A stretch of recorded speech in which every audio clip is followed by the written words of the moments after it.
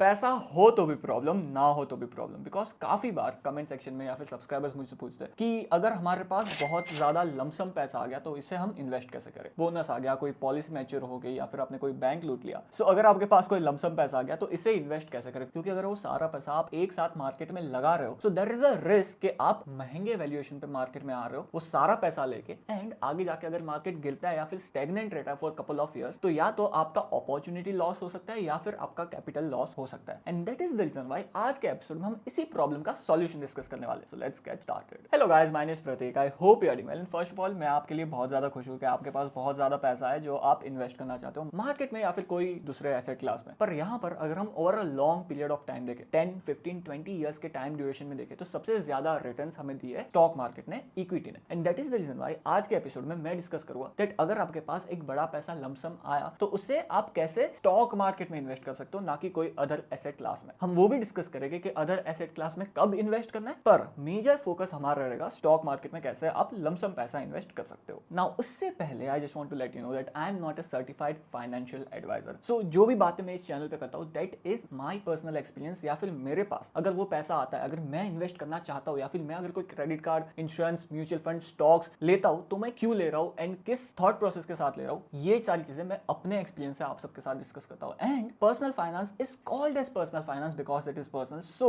ये एडवाइस शायद से आपके लिए परफेक्ट ना हो, ऐसा भी हो सकता है दोस्तों। सो आई जस्ट वांटेड आप इस वीडियो को खुले दिमाग से देखो एंड जो भी इंफॉर्मेशन आपने ली उसे आप अपने सिचुएशन पे लगा के देखो एंड आप अपने लिए सोचो, आपके फाइनेंशियल एडवाइजर के साथ डिस्कस करके सोचो कि क्या ये एडवाइस, क्या ये चीज आपके फाइनेंशियल जर्नी के लिए अच्छी है या फिर नहीं। सो इसी के साथ let's start with the video. The first thing you have to check before investing your money in the stock market is that क्या आपके पास एक इमरजेंसी फंड है या फिर नहीं। And as I know that जो मेजोरिटी ऑफ मेरी audience है वो 20s एंड 30s में है, सो मे बी आपने कोई बिजनेस स्टार्ट किया हो, वहां से आपको एक लमसम पैसा आ गया, या फिर अगर आपने कोई पॉलिसी ली हो तो उधर से आपको एक लमसम पैसा आ गया अगर आप 30s 35s में हो तो, या फिर आपका इंक्रीमेंट हुआ हो सैलरी में, आपको कोई बोनस मिला हो, वहां से आपके पास एक लमसम पैसा आ गया। सो इस टाइम ड्यूरेशन में हमारे पास एक अच्छा कॉर्पस नहीं होता जिससे हम एक इमरजेंसी फंड भी बिल्ड कर सके। सो आई जस्ट वांट दैट अगर आपके पास एक बड़ा पैसा आया है, अगर फर्स्ट टाइम आया है, उसे इन्वेस्ट करने का ना सोचो, बट उससे एक इमरजेंसी फंड बिल्ड करने का सोचो, जहां पर ऑन एन एवरेज जो भी आपका मंथली एक्सपेंस है उसका इंटू 4 या फिर 5 अगर आप एक सैलरीड एम्प्लॉयड हो तो, एंड अगर आपका कोई बिजनेस या फिर अगर आप कोई फ्रीलांसर हो, so it's a thumb rule के आपके पास 8 to 12 मंथ का इमरजेंसी फंड होना चाहिए, जो एक इंपॉर्टेंट चीज हो जाती है दोस्तों। बिकॉज अगर आगे जाके अगर कोई आपके जॉब में रुकावट आती है या फिर आपके बिजनेस में कोई रुकावट आती है, तो वहां पर आप एक शांत दिमाग से, एक काम माइंड से सोच सको दैट आगे आपको ये जो आपका इनकम सोर्स बंद हो चुका है उसको कैसे फिर से ट्रैक पे लाना है। सो जब आप इमरजेंसी फंड बिल्ड करते हो तो यू आर लाइक कि क्यों ही बिल्ड करना है, ये पैसा क्यों ही मैं ऐसे ही पड़े रहने दूं मेरे बैंक अकाउंट में या फिर फिक्स डिपॉजिट में या फिर कोई लिक्विड फंड में जहां पर मुझे 4-5-6% का रिटर्न मिल रहा है, इन्फ्लेशन को भी बीट नहीं कर रहा। ये हमें अभी नहीं पता चलता, बट जब एक फाइनेंशियल ट्रबल आती है तो यही पैसा हमें हेल्प करता है 4 या 5 महीने सर्वाइव करते रहने के लिए। So that is the reason why अगर आपके पास एक लमसम पैसा है एंड अगर आपके पास कोई इमरजेंसी फंड नहीं है, so first focus on building your emergency fund. The second thing you have to ask the question to yourself कि ये जो पैसा आपके पास आया है, क्या आपको ये पैसों की रिक्वायरमेंट नेक्स्ट 3 या फिर 4 सालों में रहेगी या फिर नहीं, शॉर्ट टाइम ड्यूरेशन में रहेगी या फिर नहीं। क्यों? क्योंकि हम इन्वेस्ट कर रहे हैं स्टॉक मार्केट में, इक्विटीज में, कंपनीज में, एंड स्टॉक मार्केट में कुछ भी प्रेडिक्टेबल नहीं होता on a short time duration. अगर आप 3 महीने में स्टॉक मार्केट कहां जाएगा आप मुझे पूछोगे, मैं नहीं बता पाऊंगा। अगर आप 6 महीने में स्टॉक मार्केट कहां जाएगा आप मुझे पूछोगे, मैं नहीं बता पाऊंगा। अगर आप 3 साल में स्टॉक मार्केट कहां जाएगा, एक अंदाजा लगा सकते हैं हम, इकोनॉमी को देख के, कंपनीज के प्रॉफिट्स एंड लॉस को देख, निफ्टी के करंट वैल्यूएशन को देख के एक अंदाजा आ सकता है, पर श्योरिटी के साथ मैं आपको नहीं बता पाऊंगा कि 3 साल में, 4 साल में मार्केट कहां जाएगा। बट अगर आप मुझे पूछोगे 5 साल में, 7 साल में, 10 साल में मार्केट की डायरेक्शन क्या रहेगी, तो वो मैं आपको बता सकता हूं that on an average Nifty ने 12 to 13% के CAGR रिटर्न्स दिए हैं हमें और अ लॉन्ग टर्म 10-15 इयर्स के टाइम ड्यूरेशन। अगर हम सेंसेक्स की बात करें, सिंस इंसेप्शन सेंसेक्स ने 15 to 16% के CAGR रिटर्न्स दिए। सो मैं आपको बता सकता हूं that over a long term 5, 7, 10,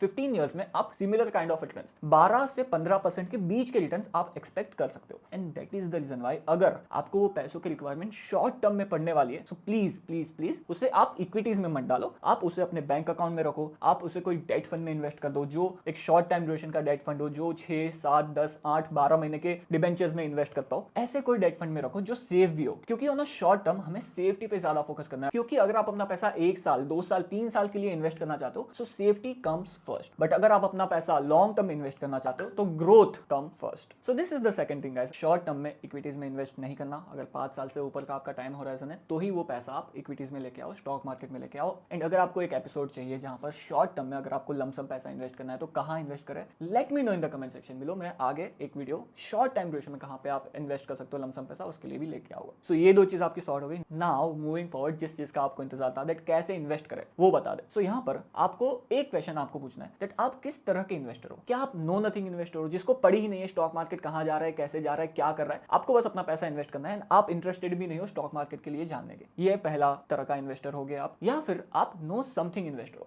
जिसको पता है दैट कैसे मार्केट काम करता है, कौन से वैल्यूएशन पे हमें ज्यादा इन्वेस्ट करना चाहिए, कब मार्केट गिर रहा है तो हमें ज्यादा इन्वेस्ट करना है, कब पैसा थोड़ा बचा के रखना कि आगे जाके हम डाल सकते हैं। एंड अगर आप एक्टिवली स्टॉक मार्केट देखते हो, अगर आपको थोड़ा बहुत नॉलेज है स्टॉक मार्केट के बारे में, so you come into a know something investor category. So you have to ask yourself that क्या आप नो नथिंग इन्वेस्टर हो या फिर नो समथिंग इन्वेस्टर हो। एंड इन दोनों के लिए आई थिंक दैट जो इन्वेस्टमेंट अप्रोच रहेगा वो लमसम पैसों को इन्वेस्ट करने के लिए वो अलग रहेगा। एंड यहाँ पर the first kind of investor की हम बात कर ले जो है नो नथिंग इन्वेस्टर। यहाँ पर आई वुड सजेस्ट दैट जो भी पैसा आपके पास आया है, सो लेट्स अज्यूम दैट आपके पास 1 लाख रुपए आ गए 29 अक्टूबर 2021 में, ठीक है, और आपने उसी दिन पे अपना सारा पैसा मार्केट में इन्वेस्ट कर दिया, 1 लाख रुपए आपने मार्केट में डाल दिया। सो यहाँ पर आप देख सकते हो अक्टूबर 29 से लेकर जून 17 2022 तक मार्केट 13.46% गिर गया। सो यहाँ पर आपका 13-14 हजार का लॉस दिख रहा है आपको आपके पोर्टफोलियो में। एंड यहाँ पर मार्केट गिर चुका है, सो यहाँ पर आप ज्यादा इन्वेस्ट भी नहीं कर सकते बिकॉज आपने जो लमसम पैसा है वो सारा ही मार्केट में डाल दिया एक ऊपर के प्राइस पे। तो अगर आप ऐसा करते हो तो देयर इज अ रिस्क कि आगे अगर मार्केट गिरता है तो आप लोअर प्राइसेस में, सेल जब लगी पड़ी है मार्केट में, तब आप ज्यादा पैसा इन्वेस्ट ना कर पाओ। एंड इसका ऑपोजिट भी हो सकता है, आई एम नॉट डिनाइंग दैट। अगर आपने यहाँ पर पैसा इन्वेस्ट किया होता तो नेक्स्ट 4 to 5 मंथ्स में मार्केट अराउंड 11-12% ऊपर भी जा रहा है, देखो अभी 12-16% ऊपर भी गया। But the right approach would be not to time the market but at the same time keeping that possibility in the mind that market अगर नीचे गया तो I want to average out the money which I have to invest in the stock market. Simple. So इस situation में what I would suggest is that let's assume that आपके पास 1 लाख रुपए आ गए, उसको आप डिवाइड कर दो अपने हिसाब से कि आपको कितने टाइम ड्यूरेशन में वो मार्केट में पैसा इन्वेस्ट करना है। Let's assume it would be maybe 5 months, let's assume it would be maybe 10 months, let's assume it would be maybe 1 year as well. So let's assume आपके पास 1 लाख रुपए आ गए and उसको आपने decide किया that 5 महीने में मुझे पूरा पैसा मार्केट में इन्वेस्ट कर देना है। सो यहाँ पर what we will do, simple, 1 lakh को हम डिवाइड करेंगे 5 से, आ जाता है 20,000 रुपीज। 20,000 रुपीज आप हर मंथ इन्वेस्ट कर दोगे स्टॉक मार्केट में, जिससे क्या होगा, again we come to our example जहां पर लेट्स अज्यूम दैट आपने अक्टूबर 2020 में 20,000 इन्वेस्ट किए, टिल नेक्स्ट मंथ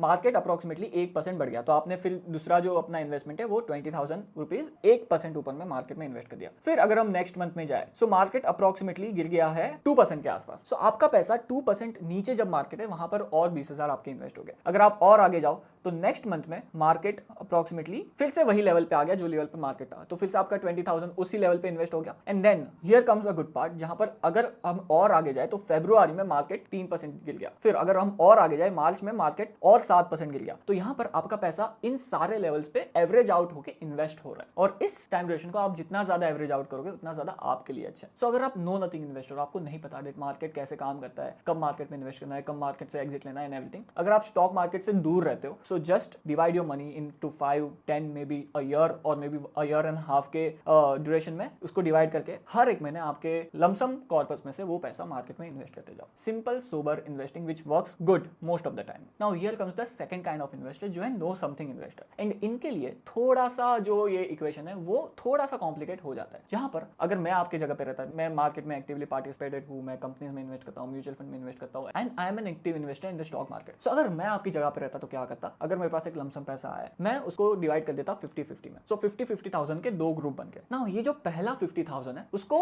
जिसे मैंने जो फर्स्ट कैटेगरी में इन्वेस्ट किया था, know nothing kind of investor ने जैसे इन्वेस्ट किया, ये 50,000 मैं ऐसे ही मार्केट में इन्वेस्ट कर दूंगा अकॉर्डिंग टू मी। मुझे अगर समझो कि 5 महीने में ये 50,000 इन्वेस्ट करने, तो मैं 10-10 हजार का 5 महीने में SIP लगा दूंगा और हर महीने 5 महीने में मेरे 50,000 इन्वेस्ट हो जाएंगे। नाउ जो ये रिमेनिंग 50,000 है वो मैं देखूंगा कि क्या मार्केट गिर रहा है या फिर नहीं। सो लेट्स अज्यूम दैट तीसरे महीने में मार्केट गिर गया अराउंड 5% के आसपास। सो वहां पर मैं इस 50,000 में से थोड़ा पैसा निकालूंगा, मे बी 15-20% और मार्केट में इन्वेस्ट कर दूंगा। एंड जितना ज्यादा गिरेगा उतना ज्यादा पोर्शन में इस 50,000 में निकाल के मार्केट में लगा दूंगा। So this would be my strategy अगर मेरे पास थोड़ा नॉलेज है, अगर मैं देख सकता हूँ, ट्रैक कर सकता हूँ मार्केट को। तो इस तरह से दो फायदे हो रहे हैं आपको। The first thing that you are not trying to time the market, you are just being prepared that अगर मार्केट गिरता है सो मेरे पास पैसा हो, वो जो सेल लगी है मार्केट में उसका फायदा उठाने के लिए। And at the same time I am saving myself from opportunity cost as well, that अगर मार्केट बढ़ गया सो मेरा 50,000 तो इन्वेस्ट हो ही रहा है, जो पैसा धीरे धीरे ग्रो हो रहा है, कभी ना कभी तो मार्केट 5-10% तो गिरेगा ही ना, तब मैं वो पैसा निकाल के मार्केट में डाल दूंगा। Simple. But again I want to tell you guys that personal finance is called as personal finance because it is personal. मेरी जो सिचुएशन है वो बहुत ज्यादा अलग हो सकती है हर एक इंडिविजुअल से जो ये वीडियो देख रहे हैं। सो आई जस्ट वांट दैट ये जो इन्फॉर्मेशन मैं आपको दी है वो मेरे सिचुएशन या फिर जो मोस्ट ऑफ द लोगों की सिचुएशन रहेगी उसको मैंने माइंड में रख के दी है। नाउ अगर आप ये जो इन्फॉर्मेशन है वो आपके साथ ट्राई करना चाहते हो तो first ask yourself a question that क्या ये मेरे लिए अच्छी रहेगी या फिर नहीं, ये जो सॉल्यूशन मैंने दिया है वो आपके लिए अच्छा रहेगा या फिर नहीं। And also